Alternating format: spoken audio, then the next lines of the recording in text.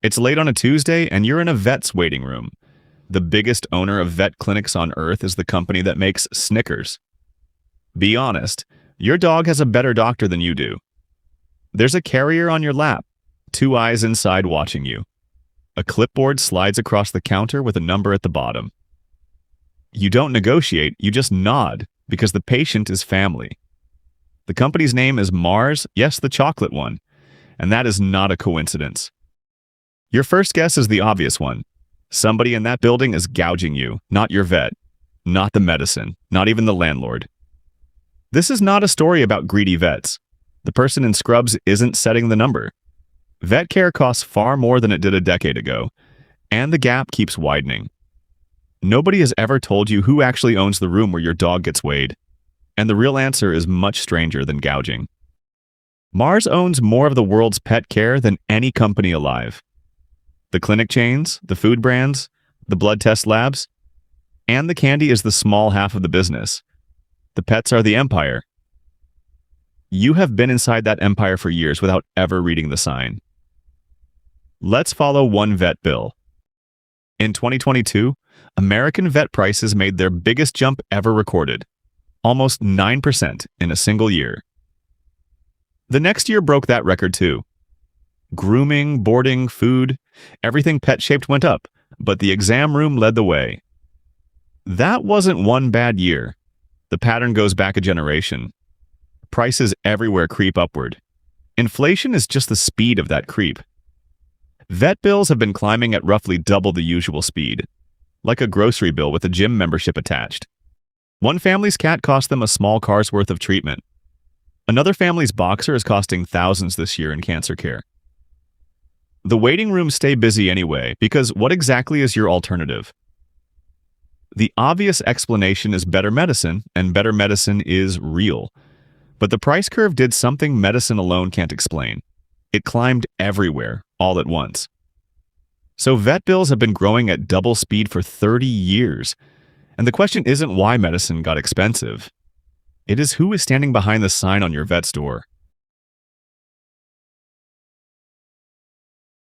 To find the owner, you have to leave the clinic and go back a century. In 1911, a candy maker named Frank Mars starts cooking buttercreams in his kitchen. The kitchen becomes a company, and the company becomes his son's obsession. So the founder's son, Forrest Mars Sr., sails abroad to build his own.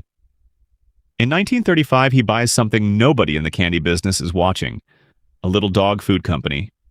It cans cheap dinners for dogs. Mars's own timeline still marks that purchase as the moment it entered the pet business. Now hold that date next to the candy you grew up with. M&Ms did not exist yet. The famous candy came later, made first for soldiers. The pet business is not a side project bolted onto a candy company. It is the older idea, the quiet floor the whole house stands on. Nobody was watching, and that suited the family perfectly.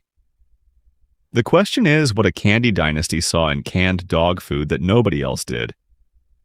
You feed your dog every single day in good years and terrible ones. Chocolate is a treat, dinner is a habit, habits are better business.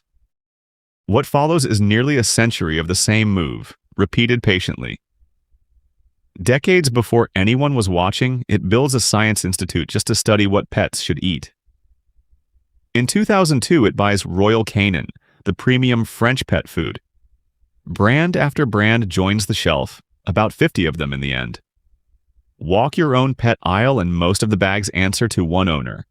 Mars and its biggest rival, Nestlé's Purina, each move about $22 billion of pet products a year. And yes, the other pet food giant is also a chocolate company. And here is the part the rappers never tell you. The pets became the bigger half of Mars. The candy fell to the smaller share. The company stays private, owned by one famously silent family. It answers to no outside investors. The family owns all of it and explains itself to no one. A public company could never buy an industry this quietly. Private money is patient money, patient like a glacier with a checkbook.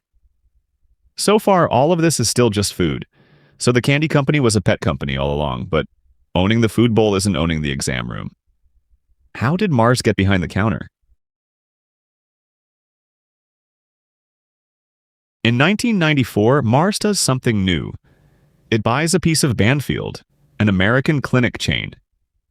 For the first time, candy money is standing in the exam room itself. It bought in because food had taught it something. The exam room is where the pet economy really pays. Mars was then a $13 billion company. The clinics barely showed up in its books. It runs neighborhood clinics by the hundred. Ordinary checkups, ordinary waiting rooms. The food had made Mars rich. The clinics would make it unavoidable. Now picture your town. One buyer quietly purchasing every corner pharmacy, keeping every old sign. Business people call that a roll-up. We are just going to call it buying up the clinics. So when a practice came up for sale, Mars was there, and it kept coming back. Soon after, it takes the whole chain and buys Blue Pearl, the midnight emergency hospitals. It's where you go when something terrible happens after midnight. Emergency medicine means the biggest bills and the fewest choices, which is why patient buyers love it. The empire had learned to be where your love has no time to shop. Mars's own sales have roughly quadrupled since the day it bought that first stake. One September morning, Mars buys VCA, the biggest clinic chain in America. The price? $93 a share. $9.1 billion in cash. Hundreds of hospitals change owners in a single morning. And something else rides along in the deal, almost unnoticed, the labs. Antech, the lab network that tests pets' blood all across America. So the blood sample that leaves your exam room may be riding to a Mars lab. The next year, the empire crosses the ocean into Europe and beyond. No press tour, no rebrand, no announcement your neighbor would ever hear. The financial pages noticed the deal. Your waiting room never did. Count it up, and this stops sounding like the company from your candy aisle. Mars now runs about 3,000 veterinary clinics around the world. 70,000 people work in its veterinary arm, nearly half the whole company. Mars calls itself the world's largest provider of veterinary care because it simply is. It is a strange sentence to say about the people who fill the candy aisle. By one official count, Mars owns nearly half of America's corporate-owned clinics. The company that started in a candy kitchen now owns the world's biggest waiting room. The sign over each clinic, though, still says exactly what it said before. Mars is patient money, but impatient money has noticed the same thing. Investors who buy whole businesses with borrowed money to sell them again in a few years. The industry calls them private equity. Everyone in this story just calls them the flippers. The biggest flipper build sits in Europe. Thousands of clinics stitched into one company, built for resale. In America, the giants of the buyout world, even the investors behind famous donut chains, bought clinic chains too. So the two kinds of money end up bidding for the same prize. The retiring local vet. Picture your own vet, decades in, ready to retire. The flipper's offer lands far above anything a local buyer could pay because borrowed money bids big. Selling isn't a betrayal, it's a retirement plan, which is why it happens hundreds of times a year. Added up, corporate owners now hold somewhere between 30 and 50% of American practices. In emergency and specialty care, it's 3/4. Mars insists it is different, and its veterinary president went on the record. We are not about financial engineering to maximize profit, then sell again. The dynasty buys to keep. The flippers buy to leave. A dynasty and the flippers bought the clinics. Why did nobody notice the buyer at your vet's front desk? In America, one dog owner found out the hard way what the signs don't tell you. A dog owner named Francis Wong had a dachshund called Pluto. Pluto got sick, and the emergency practices bill climbed to $13,000. And despite everything on that bill, Pluto didn't make it. Grieving, Wong learned who owned the practice. KKR, one of the biggest flippers alive. Then came the offer. The money back. On one condition. A contract. Take the refund and sign a promise to stay silent. Paperwork like that has a name. A non-disclosure agreement. But call it what it is, a silence deal. $13,000 of grief, priced against one man's right to talk about it. Wong looked at the line and set the pen down. He refused the silence deal and decided everyone should get to see what he saw. He built a public map of who really owns America's vet clinics. Anyone can open it and ask the question the sign never answers. Who owns this place? One grieving customer doing for free what no government had yet required. Why did it take a grieving man with a website to answer your question? Because when a clinic sells, the sign above the door almost never changes. The name stays, the people mostly stay. The ownership is the only thing that moves. Britain is where the disguise finally got measured. Britain has about 5,000 vet practices. Inside a decade, the big groups bought 1,500 of them. As a result, their share went from almost nothing to well over half. And among those groups sits one called Linnaeus, which is Mars. And the customers never saw the handover happen. When the regulator finally checked, fewer than half of chain customers knew their vet belonged to a chain at all. Most people standing exactly where you stand had absolutely no idea. Now for the trick hiding underneath all of this. The second opinion. The clinic across town, the one you'd try if this bill felt too high, it can answer to the very same owner under a different old name. Like one puppeteer working two hand puppets.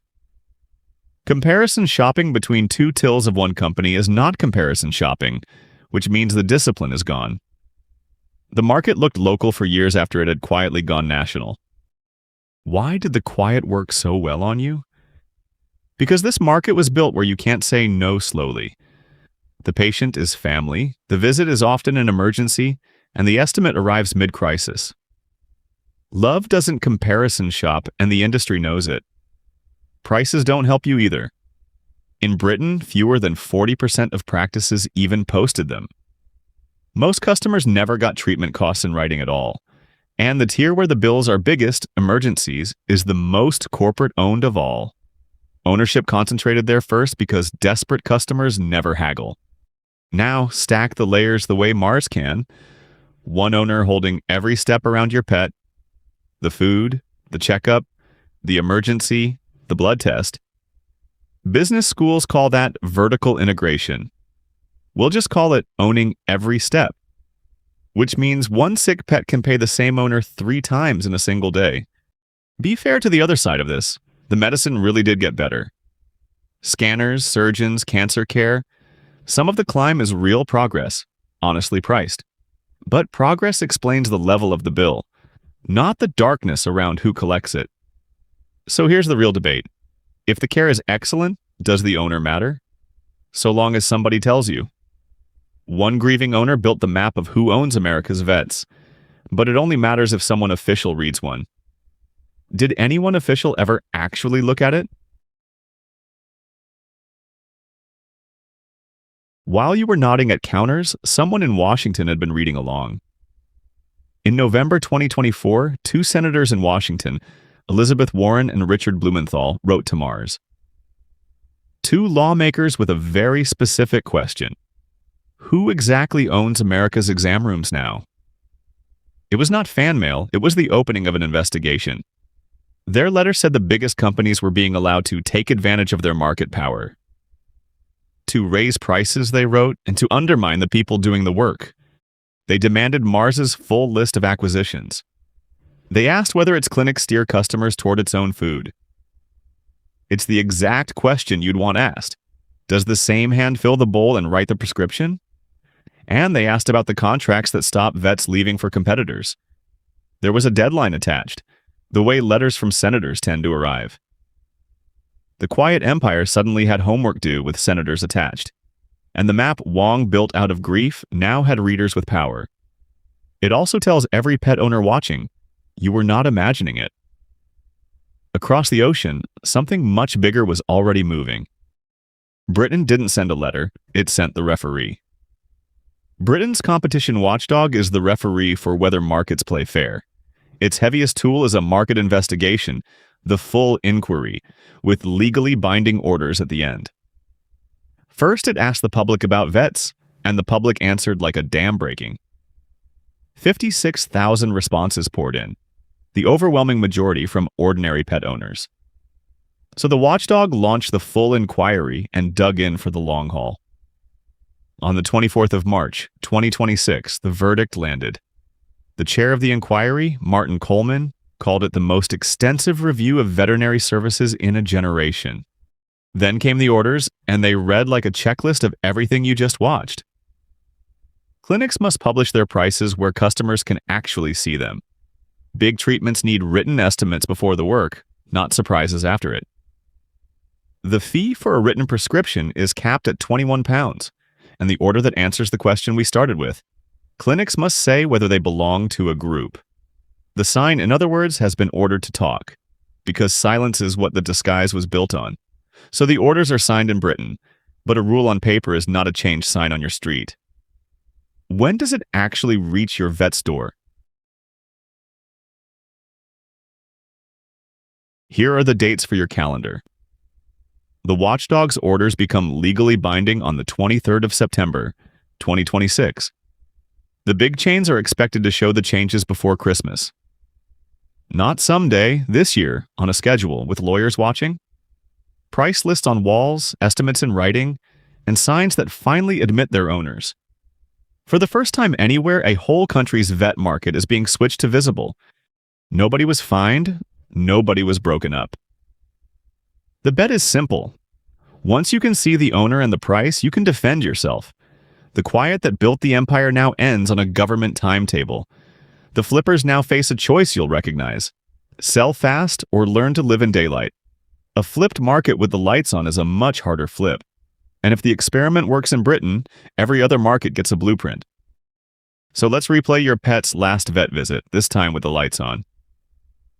The breakfast you scooped that morning may well have been a Mars brand. The clinic with the familiar old sign may answer to Mars as well. The midnight referral when things got scary, and that emergency hospital may be Mars too. And the blood sample that left the room rode to a lab, quite possibly Mars again. 4 moments, 1 morning, potentially 1 owner, and the sign never mentioned it once. Not a conspiracy, a structure assembled patiently because nobody ever had to announce it. That silence is what just became illegal in Britain, which is why the sign now has a deadline. The order says it in plain English. Vet businesses must make it clear whether they are part of a group. 90 years of quiet, ended by 1 sentence on a government page. Mars never cheated to build this. It was simply never required to introduce itself. You can respect the patience and still want the introduction. It worked because the sign never asked you to think about it. Your vet never changed and the name on the door never changed. The only thing that changed was who the money answers to, and nobody had to tell you until now. The nod you give at the counter is love doing arithmetic under pressure. Love deserves to know who it's paying. And in one country, it finally will. Because when a big company buys a clinic, the sign stays. And now, you know to look behind it. Tonight, out of pure curiosity, look up who owns your vet. The answer is public. This channel finds the hidden owner behind a different everyday counter every week. Subscribe, and you'll never read a sign the same way again.